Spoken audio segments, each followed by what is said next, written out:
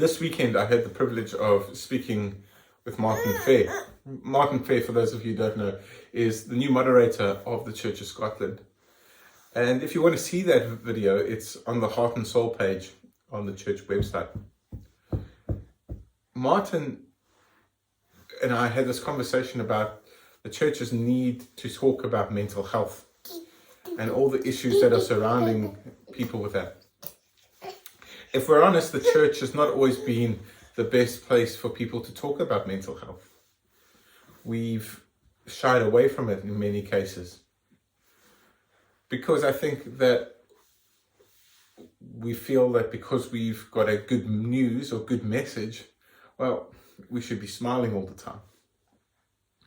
In fact, the psalmist, I think, writes, "This is the day that the Lord has made.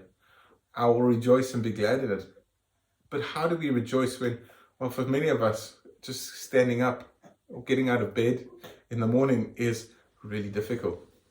How do we rejoice when life feels like it's punching us in the gut the whole time? And it's become really important during this period of lockdown that we speak more and more about mental health, because the consequences of mental health will be felt for years to come.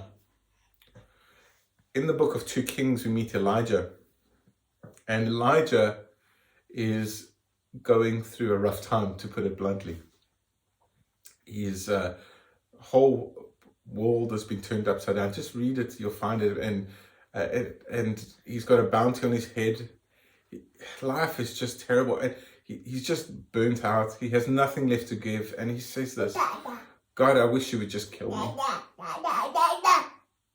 I just want to die."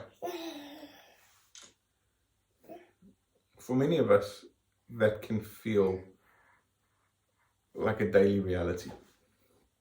For many of us, we can feel like, I just wish that life would end.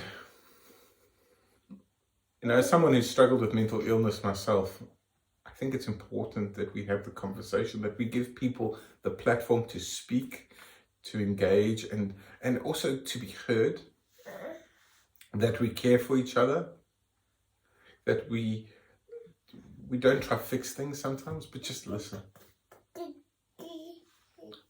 Friends, there's space in the Bible for people with depression. There's space in the Bible for people with burnout. Even Jesus, I think, sometimes just really struggled. He had to go to quiet places. He had to be left alone. Jesus had to self-isolate.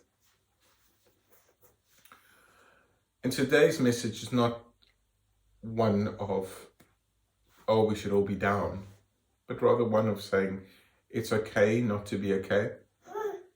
It's okay to not have things all together. It's okay if you're sad. And if you need to speak to someone, just raise your voice. If you need to talk to me, to talk to one of the ministers, to talk to a friend, do so. It's okay not to be okay.